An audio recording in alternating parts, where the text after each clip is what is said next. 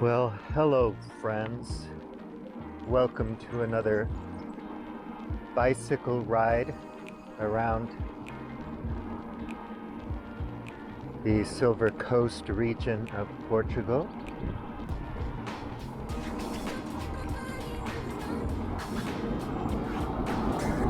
I'm off to look at some materials for building a deck. I'll explore some new roads as usual.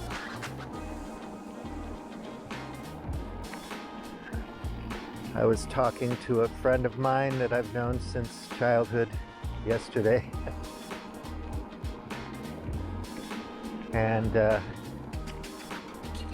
she was talking about the TV series The Godfather of Harlem and how it was kind of interesting because of the way it treated the history of the period and a lot of the issues that were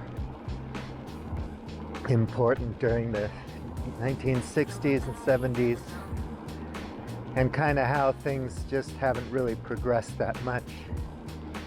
And I noticed that language changes over time, but the things going on that underlie the language systemically or just culturally,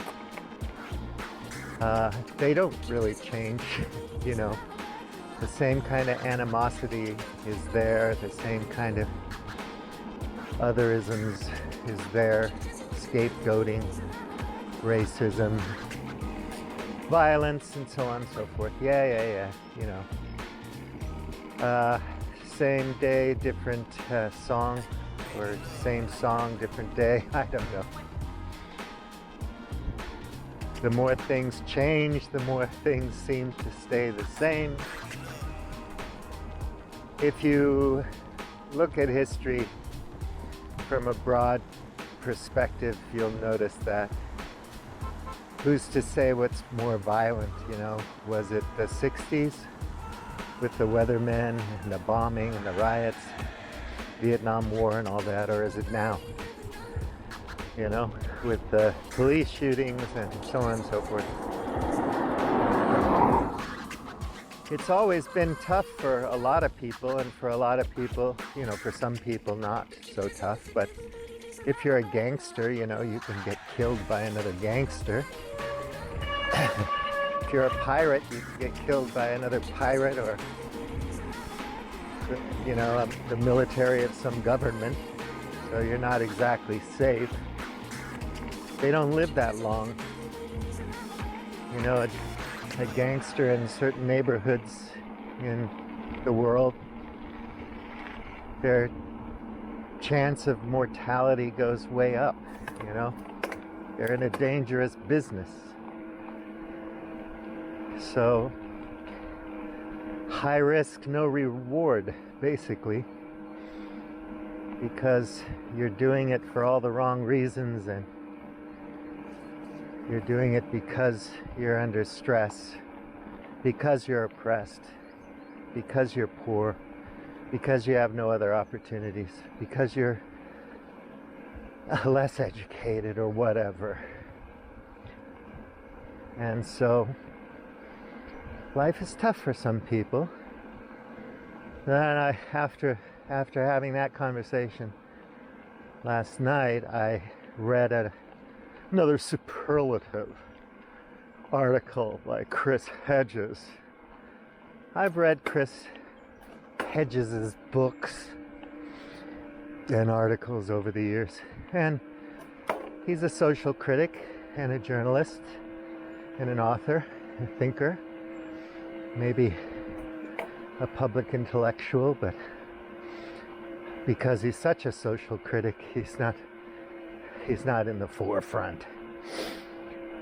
So anyway, he strikes the same chords, same notes, whatever he writes. Basically, look around, pay attention, notice that things are messed up for good reasons and bad reasons. basically the gist of this particular article was, don't think that the Biden administration is changing anything. It's just the same old thing dressed up in new PR and marketing. And, some of us will feel good about it, but it's not going to bring back good paying jobs or give you health care or $20 an hour wages, which is all true because he's a man of this particular system, so he has no incentive to change it. It's really hard to do that. And then Chris pointed out that back in the day, 30s, 20s, 60s, whatever, people had to fight and struggle to let powerful people know they should be afraid, and that the more oppressed, weaker classes of people were not going to take it anymore. And they organized and they fought, and then they got something. And of course, that works for a while until revolution. It revolves around, and the powerful elite, the upper classes, the oligarchs, whatever, come back into control again and co-opt, usurp, take control of all the mechanisms of power, law, and the military, and business, and so on. And, go back to doing things the way they want to do things. That is advantageous to them, of course. So, the players will come back into control. Basically, people, when they get something, they feel better, things go well for a while, then they get distracted because powerful people know how to pull our strings. They know how to distract us and divert us and entertain us. It's like Disneyland China, Disneyland Japan, Disneyland France. France? Are you kidding me? Plastic mechanical things dancing around. And we get entertained by that. And maybe we're frustrated, but we get to watch a lot of violent movies where the good guys win and the bad guys get torn to pieces, blown to bits. Well, we can afford an IFC ticket, UFC ticket, or a NFL or Premier League ticket, and we can go to the pub and get smashed with our friends, and we can buy a tank of gas to go to the beach. Suddenly we don't care that much anymore what's going on in the world. Yemen, who cares? Syria, Libya, failed states, who cares? So, that's basically it. So some people get vaccinated and this particular problem goes away, and then suddenly it's like, can we have fun again? Most people, they don't notice that things might be awry, a problem, because they're okay. They're getting on with it. Their kid got to sing for American Idol on a Zoom call. So they're proud, they're happy. They're not worried about anything. Times are good. Even though maybe they're not, you have to keep borrowing money just to keep going. And sometimes poverty only lasts for a short while. You're poor for a year or two and then you're back in the saddle again. And you're not going to bite the hand that feeds you. You're going to say, oh, I'm fine now, everything's good. I'm making enough money. So you'll go back to default mode, which is, I don't really care about that. I'm getting on with it. I got a good job now. So, people like Chris Hedges, social critics like Chris Hedges, may notice what's wrong with things, and very few people care, you know? They just want to have the price of a ticket and a beer. So, yeah, reality TV is more important. The Kardashians are more important. What Caitlyn Jenner says is more important.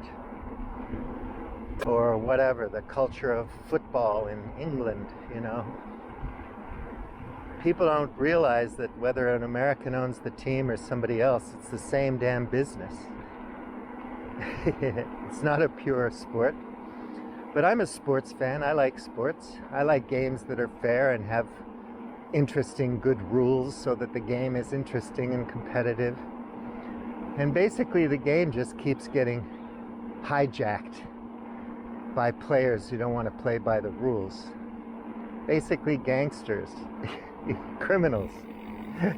So all our TV shows are about corruption and corrupt officials and bad cops. The Wire, you know, The Sopranos, all of this stuff. And we love it, we worship it because it's intense. Peaky Blinders. It's all exciting and fun. Assholes get fucked up real bad. We get to root for the bad guy. I've said it all before. Much has been written. So Chris, you know, notices things that very few people notice or care about, and says, why aren't people, you know, out there fighting for their rights, for a better opportunity, you know, a new system? We're just not prepared to do that because we don't know other possibilities exist. We just know when we feel good and when we don't feel good. So if the system we have right now can make us feel good one way or another, we're fine. I feel good. You feel good. It's all good. And if it doesn't feel good, then we're upset, we're pissed. But we're not pissed at the system, because before the system made us feel good. We're pissed at the immigrants, or the Black Lives Matter people, or the Europeans, or the Arabs, or who knows, whoever we're pissed at. It's always been like that, you know?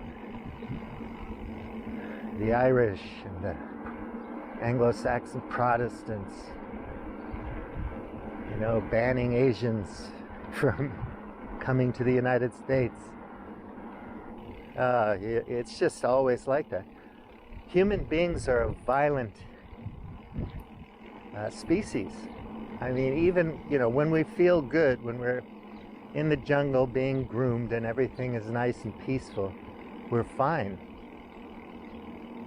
Most of us are like that now. We're lucky, we're fortunate. But when things get rough, it gets nasty. And nobody has a problem learning how to kill, to be sadistic. That was the other thing Hedges was talking about, is how the American system is sadistic. Yeah, it is. But most people don't notice it because most people aren't sadists or masochists. They just want to feel good. And most of them do feel good. You know, they smell the roses, take their pictures, talk to their friends, and they feel pretty good. There's some stress and whatnot. And for most of us, the worst we feel is like somebody made our girlfriend laugh, and we feel threatened by that, or we didn't get enough respect for our work in the office, or something small, you know. Somebody cut in front of us at the light, traffic light. So we're pissed off and we're stressed out. We're having a real bad day. We get angry, we punch the wall. Small little things piss us off, ruin our day. Other parts of the world, things are so bad, people are numb. They're just trying to survive day to day. Just trying to put food in their mouth and not get killed. So we don't notice. We don't care. It's feel-good culture. More so now than ever, when we can find a little button to push with our internet gadgets so that we get a little hit of oxytocin or serotonin or whatever. We can go to places where people think like us, talk like us, and make us feel good. So even if there were a revolution that made things better for normal working people and maybe brought some peace and justice to places in the world that are suffering from terrible civil wars and so on, there would come a time when the powerful players took over again, just when we were starting to go to sleep because we felt really good. You know, 1950s, everybody fits in, acts like a real man. The women stay home in the kitchen with the kids. Everything's perfectly ordered. And, you know, the women are supposed to feel good because they've got a man or whatever. I don't know. A dress, a child. The men are supposed to feel good because they got respect at work. I don't know. But, you know, it's like that. And it's all good, and then boom, the 1960s happened. Woohoo! Yeah, Bay of Pigs, Vietnam War, yippee-yo-ki-yay, let's start the gunfights. Meanwhile, on television, it's all comedy and variety shows, the Laugh-In and so on, and all the little sitcoms, Father Knows Best, Star Trek, and everybody's like, well, yeah, what happened at Kent State was bad, but you know, that doesn't happen around here. My mother made an apple tart, and everybody came over for Sunday dinner, and we watched the Dick Van Dyke Show. It's the same now, only we fire up our devices, and we look at what entertains us, whether it's mindless feel-good entertainment or whether it's comedy or violence. So good old Chris, yeah, he sees things. But we're not going to, you know, if you have a Schmachtenberger kind of coherence project where you're trying to get people on the same page in terms of epistemics and trying to understand what's going on in the world and what, you know, what's real and what's not and what can be done about certain things. Well, that would be wonderful if it caught on, if it became a cultural fad or fashion and everybody was like, I get Jamie Wheal, man, he is so right on and he references the universe in which I live so well. I'm so inspired. Yeah, baby, yeah, let's do it. Let's do this thing. Let's sort shit out. But is that going to catch on? I just don't see it, you know. I wish it would. I'm wishful. I'm a wishful thinker. Well, I'm going to go up over this hill. Yeah, I'm a wishful thinker and I'm hoping that kind of thing catches on. But most people would just look at me and say, Stephen, even for sharing that on Facebook, you're an asshole. And I understand it because my friends just want to feel good. They want to have a good day. They want to smile and laugh and, you know, feel like they're respected and appreciated, loved. They want to have some fun. They don't want to think about any of this shit. And it also sounds like hard work. You mean I have to think about all these other things? I mean, I'm just trying not to get fired. Trying to fit in, like American Psycho says. It does feel good, I think. But I'm that type of person that enjoys curiosity and trying to figure things out. And lots of people do. They want to figure out archery or marksmanship or gardening or why this F1 team is better than all the other ones. Well, I am far away from where I wanted to go, but that's okay. I mean, it's all good here. I feel good.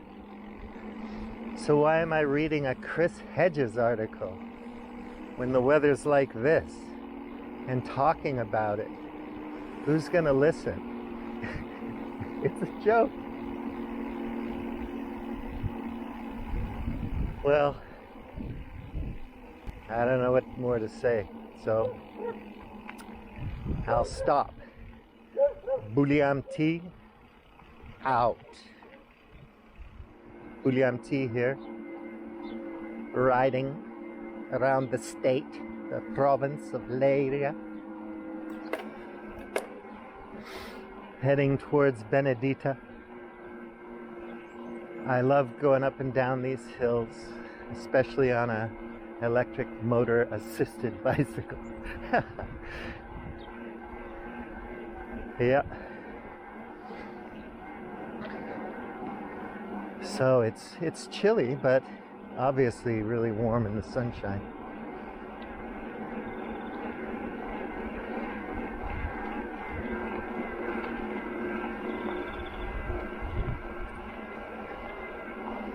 That's a nice house over there. Been by that a few times. Can't see it, but it's a stone house. I love the old stone houses and the marble doorways, door frames. Here's what I was talking about. Some cinder blocks or bricks or something to make a deck. Ooh. You can get lots of ideas here. Water drainage, footpaths. Man, they got bricks, they got pallets. They got everything here. Awesome.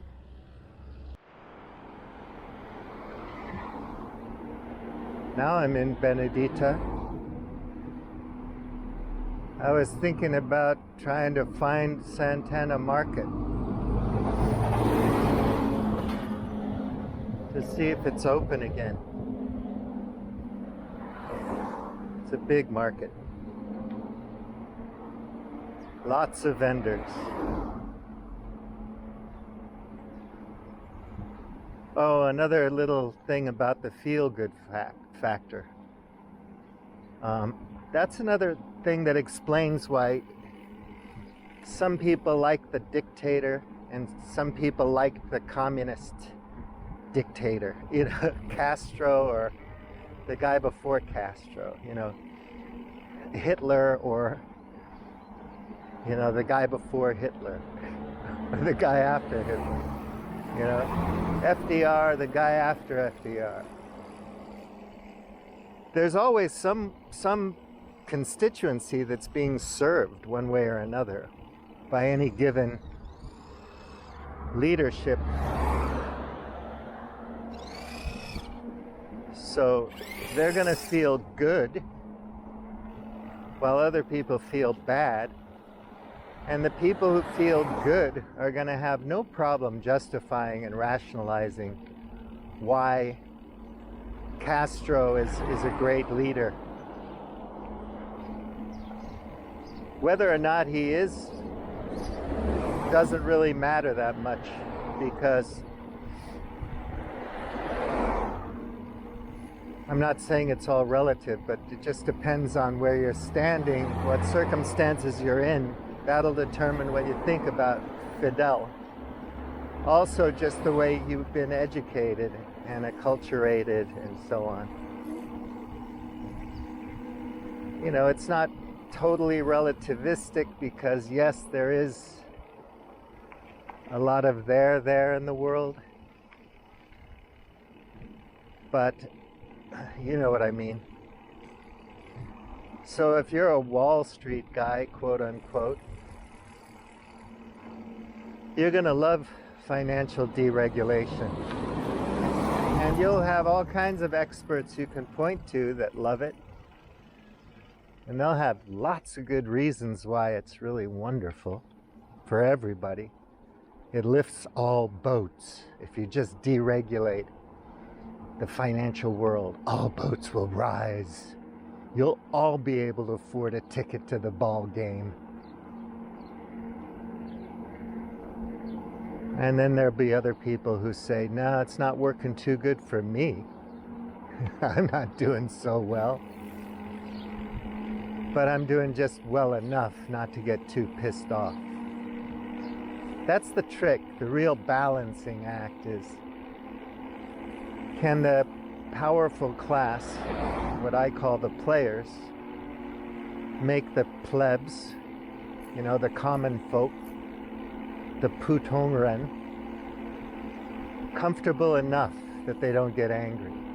And Chris Hedges was talking about blunted pitchforks, you know, where you've been fighting with those pitchforks so long that they're not sharp anymore, they're blunted.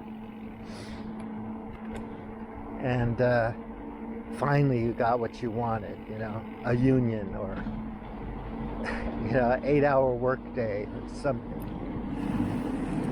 you know, parental leave, or justice for the guy that was gunned down in the street by a police officer.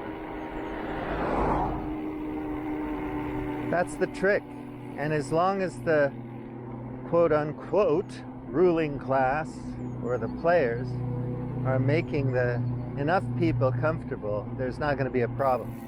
Then, of course, it does come around to that period where it is just fear and intimidation. And after a while, you just get with the program, because it's the only way you can stay alive. And I guess there was a lot of that in Portugal during the dictatorship, and in the fascists in Italy, and Franco, and whatever. You know, there comes a point where they just have so much power, they don't want to lose it, and people are starting to see through it. Maybe the program isn't working well enough. And the thing they resort to is intimidation and torture and the police state tactics and so on. Yeah. It happens all the time. It's a revolution. It just revolves. It goes from one state to another over and over again. People call it an inflection point, or it could be a phase transition. We're just at that point where the water's heating up, but it's just before it boils. Who knows? But I think that with some of the real problems that we're facing,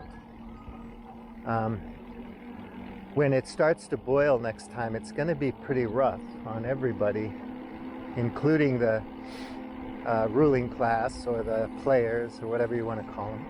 Oh, that's a cool place. Very nice. Wonder if that's a private home or something else. It smells like olives here. So I don't know, but You can imagine the United States of America, where everybody's decided that they need to be armed now. The far left, the far right, the forgotten middle. Everybody's like, whatever faction you belong to, you're gonna get your arms and ammo and you're gonna train to be a gunfighter. Because you can see that when there are a certain number of climate refugees in the United States and in Mexico and Central America and South America, the whole place is going to blow up. There's stress in the water systems and on and on and on. You know the drill. And so everybody decides, well, I got to stick with my own. Well, that becomes like you're living in San Quentin prison. You know, you either have to be a Nazi or a BLM person or, you know, whatever the bloody identity names are, just pick one. And you have to join that clique just to survive. Meanwhile, the state really does have a monopoly on violence, and they're going to have all kinds of gear to manipulate us. Our opinions and feelings and thoughts and ideas. And they're going to have all kinds of machines and software to really wreck us if we don't get in line. So the state has much more power than it did when the Nazi propagandists were plying their trade. You know, they had newspapers and pamphlets and books and films and radio. Radio was a huge one. But the next time it's going to be, you know, they're in your pocket, they're in your brain. I can understand the conspiracy theories surrounding chips in the body. Well, we're totally volunteering for all that. If it makes us feel good, if it makes life more convenient, if it keeps our head in the game, we're going to go ahead and adopt it. We're not going to question it much. You know, so self-driving cars and whatever, you know, you're just putting your hands in the Eagle Eye, the big machine. Remember Eagle Eye, that movie? The guy, they were the anti-terrorist general artificial intelligence machine just took over, and some random kid had to bring it down. Well, we're totally volunteering for this Eagle Eye stuff. We're like, yeah, sign me up. Where do I get another iPhone? A bigger, better, faster one with more software on it. And we don't understand how any of it works, right? So here we go. So we fantasize that, you know, we're going to get out in the street and kill all the Nazis, or the Nazis are going to kill all the brown people or whatever. Get their eugenics program ramped up. But in reality, just think how strong the state is. And it's not just going to be the United States. It's going to be, Russia's going to have its mechanisms and software and hardware in place. Everything's mechanizing now, or you know, Russia has tanks now that can choose its own targets. There you go. How's that going to work? And they'll have, you know, US will have drones that fly around and decide what to blow up, and China will have the same thing. You know, people will say, look, mutually assured destruction if we fight each other, but if we fucking just clamp down on our own populations and make them obey, we'll be fine.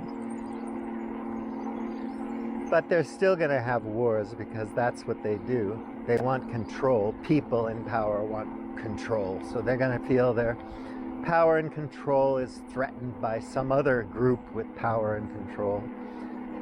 Human beings are like that. So how do we survive? Forget about the sixth extinction and destroying our own habitat. Forget about that. How many years is that going to take, man? 200 years? Who cares? Whatever. 30 years, 200 years. And everybody thinks it's an engineering problem. Science will fix it. We'll just engineer a better society. If the systems are in place and the structures and the architecture, the Venus Project, then we're fine, man. Everybody will behave. Well, that's another form of coercion. And maybe it'll work better. Who knows? But one thing is for sure, it's not going to be all based on deep, self-reflected, self-aware, intelligent wisdom. You know, it's not going to be based on that. A world where the best you can be is wise. We don't really care about rich or powerful. What we like are wise people. And if you're wise enough, that's fine. Because wise people don't compete with each other to see who's wiser. If you're wise, you're wise. Well, yeah, you're wise, but I'm wiser, dude. I don't know if you noticed, but I'm much wiser than you. No, that's not going to happen. So you have the state with its monopoly of power. And they're controlling, building the mechanisms to keep their power by controlling the financial system. And then there's tons and tons of people that work for the military-industrial complex and make a lot of money doing it. And there's all kinds of subcontractors that work for contractors that work for the military-industrial complex. So it's a huge economy. It's gigantic. And a lot of jobs. You know, lawyers, lobbyists, even psychologists. You know, it's just huge. Even Jamie Wheal and Daniel Schmachtenberger are going to take their gigs, probably, if they pay well, because they have to put food on the table. You know, how can we make this software engineering team more effective in finding out ways to help drones decide who to blow up by themselves without human intervention? Can we make drones more humane than human beings? I have arrived at Santana Market and nobody's here. So I think maybe Tuesday's the day off for Santana Market anyway. So I didn't learn anything. Tomorrow it might be full of vendors. You know, I just came on the day off. I don't know. I don't know shit. I just think I know. But I'm glad I came here. I didn't learn anything. I may have learned that Tuesday's a day off for Santana Market. Maybe I learned that, maybe not. Maybe it is indeed still shut down because of the COVID-19 crisis. So I don't know if I've learned anything yet, but I can go on my smartphone and look it up, and then I can say, oh, I learned that, but did I learn it from coming here and observing it with my own eyes, or did I learn it from looking it up on the smartphone? So there you have it. So, you know, it's a huge economy. They print trillions of dollars for the military-industrial complex, and obviously a lot of people get paid from that budget. And so what are the incentives to, you know, roll that back and put the money into something else? Some people have said when they shifted some funds from the police to other social programs, it helped. Well, maybe it did, but is that the reason it helped? I don't know. How do you train police to be good at what they're supposed to be doing, which is serving and protecting? Or are we just going to make all these kind of badly trained, ignorant cops? Not all of them are badly trained and ignorant, of course, but, you know, these poorly trained cops believing that they're some kind of military heroes, that they're special ops guys. I met a Delta Force dude at the bar when I was watching the Broncos game. He's nothing, man. I told him, fuck you, there's nothing in your training that I didn't get as a Denver, you know, SWAT team, dude. Delusions all the way down. Delusional. So the guy, you know, I mean, all the power. I got my uniform on, I got my weapons, I got some training. I know how to subdue somebody, hold him down, dominate him. I have the right to protect myself in the line of duty. Yeah, whatever.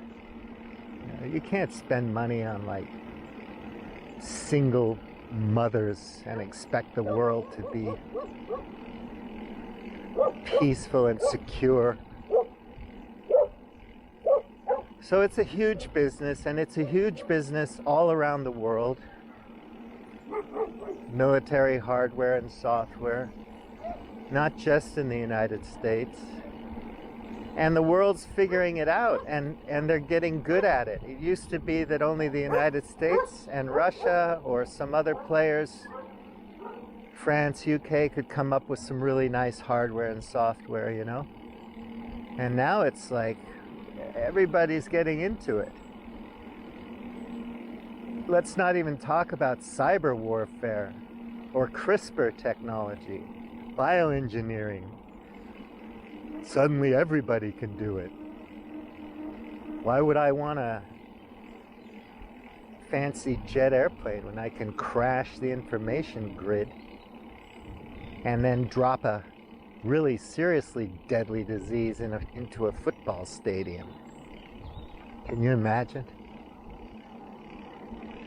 And that's what we're coming to, which is why I don't think it's going to be pretty if we don't get a handle on this and do the Schmachtenberg thing, and the Jamie Wheel thing, and the Game B thing, the Jim Rutt Show thing.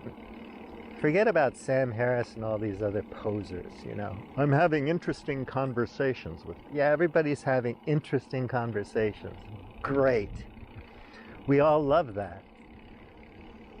But we're listening to it while we, you know, look at our smartphones with our headphones in, and we just kind of speed into a fucking granite mountain. It's too bad, honestly. I wish it would catch on, you know. But again, it's like virtue signaling. You know, look at me, I read this book, I listened to this podcast. Aren't I something special?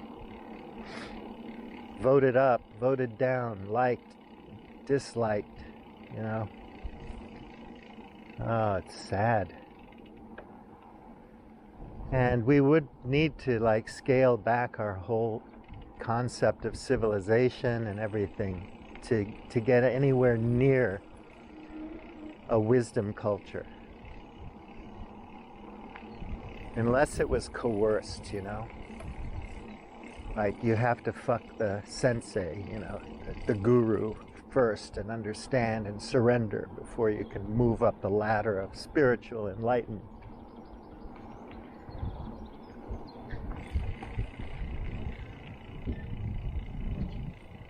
I don't see a way out. But it doesn't matter, because you and I can find a way to feel good. Mercado Santana. See.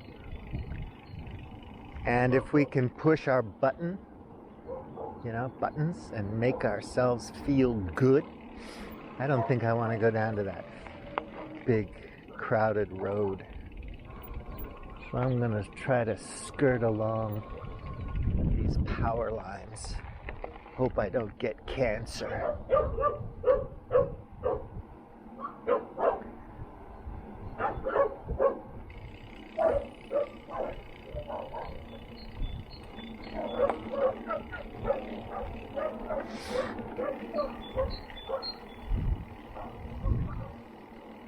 We have the power to make ourselves feel good if we have some resources. We can buy something that makes us happy and use that thing, or we can start a garden or volunteer, give back, as it were, and feel really good. And that's what we're going to do, and it's a good thing. I want people to feel good. I want to feel good. And if that's the best we can do, then that's the best we can do until everything explodes, and then we just fall into it like people did in the 1930s. The conflagration. And there are so many people in the States that think that that's what it's all about. Jesus is coming. Judgment Day is here, People have thought that for thousands of years. That's what it's all about. We don't have to worry, because the Bible tells us that this is all going to happen. It's prophesied.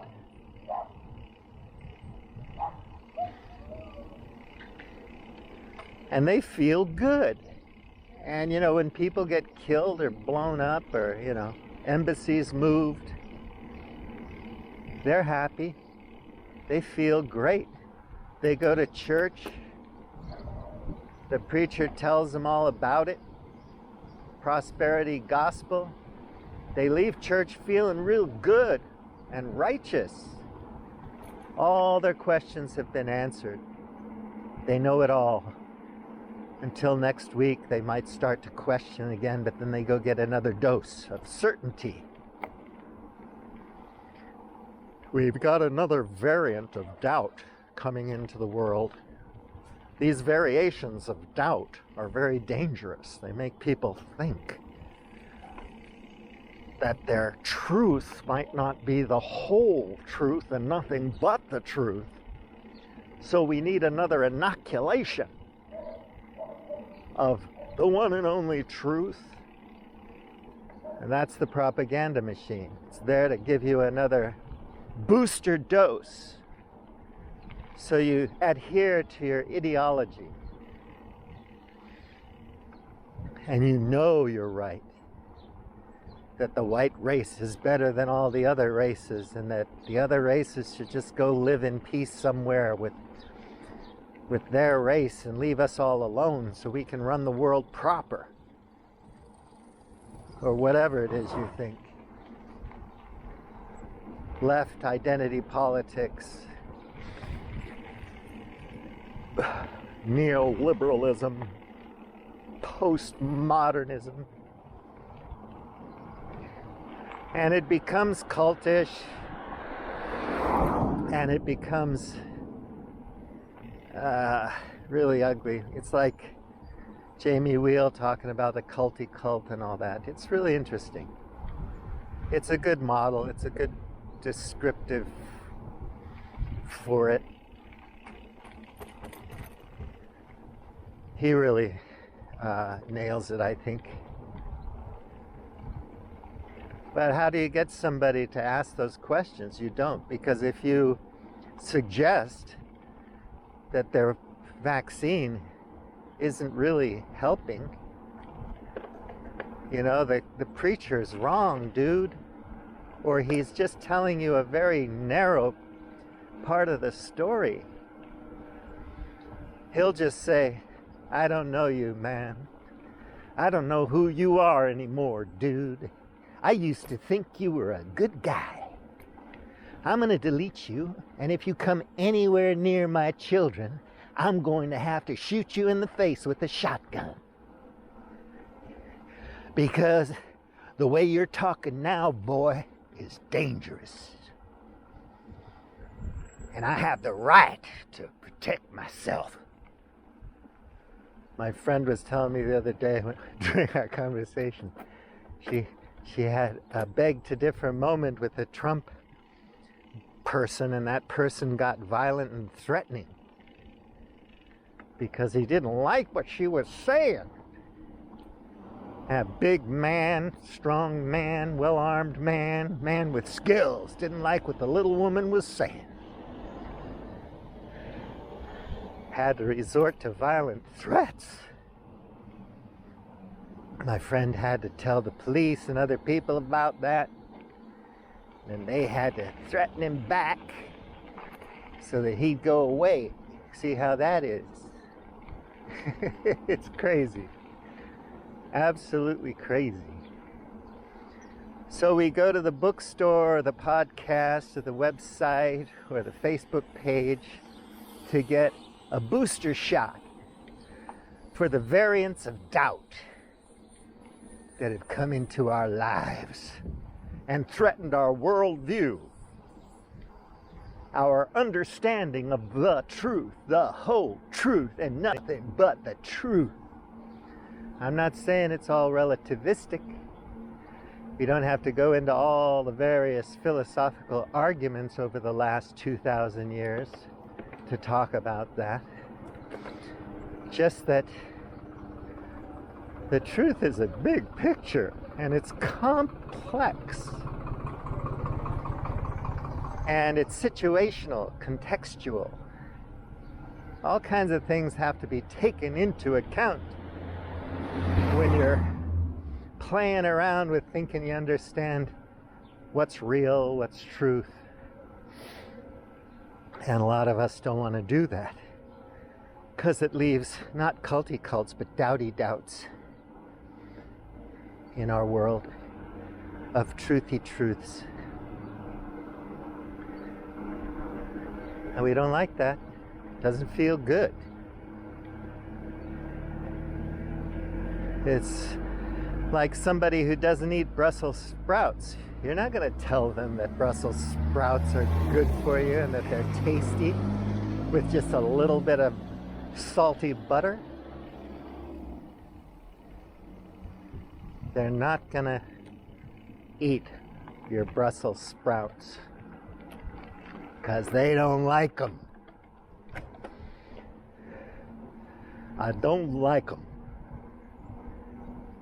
George W. Bush didn't eat broccoli, or was that his father?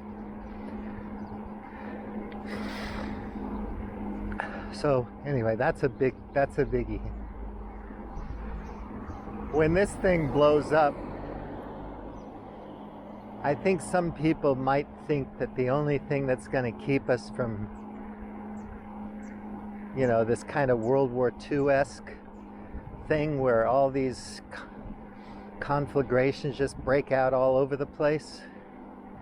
Like there's a civil war in Colorado and one in Utah and one in Nevada and one in Oregon and one in Washington. There's not just one big civil war between North and South. It's like every state has one. That kind of thing. I mean, wouldn't that be something? Is going to be this, state-controlled, oligarch-controlled, big biz-controlled form of coercion and manipulation. It's going to just keep people from getting too nasty. And the police state. Sorry, we have a monopoly on violence here. When did you think you had the right to shoot somebody? I have a uniform, I have a badge, I have a license to kill. You are just a citizen. And even though we have open carry in this state, in this city, it doesn't matter. It doesn't give you the right. So how do you get over the state monopoly on terror and sadism and torture and violence and technology and hardware and finance? It's not for you, my friend. It's not for you.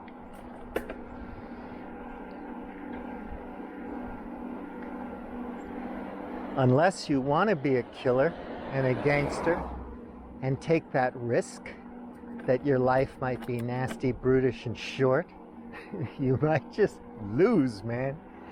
And sometimes the stakes are high. Like, if you lose this game, you die. You get taken out. This thing of ours is really fantastic. It's a wonderful culture. It's a rush. It's exciting. But of course, I got killed when I was 38 or 25 or 16. You know, imagine the humiliation. Poor Bernie Madoff, you know, plays the game so well for so long, and then the humiliation. Did he care? I don't think so. I think he was just glad it was over.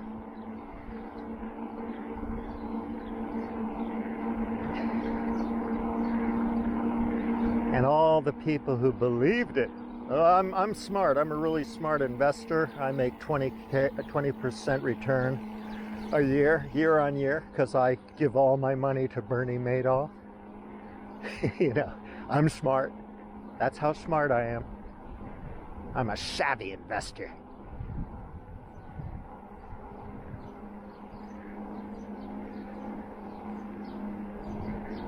Not for you, my friends. So what do we have? We have the right and the power to spend our $20 any way we see fit.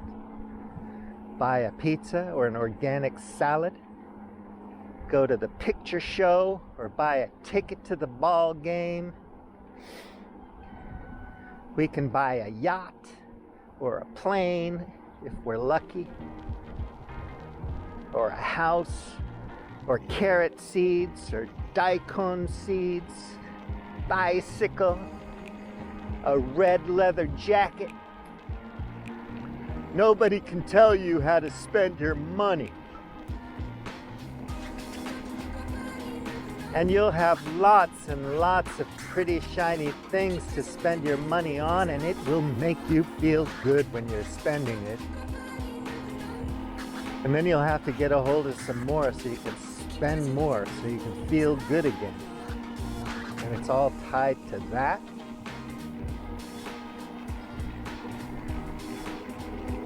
You used to sit close to the village elder by the fire and listen to the stories and feel so safe, enveloped by his or her wisdom, and the love and the teamwork and the companionship and the camaraderie and the self-sacrifice and collective sacrifice of the tribe, the group. But not anymore, man. Because your identity is global and it's complicated. It's got lots and lots of layers. And it only fits like a puzzle. It only fits in one place, man. That's it. You see that little leaf there that fits into the sky in the background? That's me. I only fit there. That's my world. I don't belong on the rest of the picture.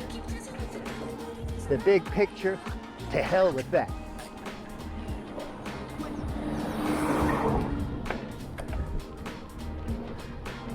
But I think most of us are just gonna enjoy, you know, we're gonna keep enjoying our lives, and we're fortunate as hell. We're very, very lucky to be able to do that. So maybe we shouldn't complain too much when the guy cuts us off, honks at us, doesn't give us the respect we think we deserve. Maybe we should just chill, relax, and be thankful that most of the time we feel pretty good about ourselves, our stuff, our identity.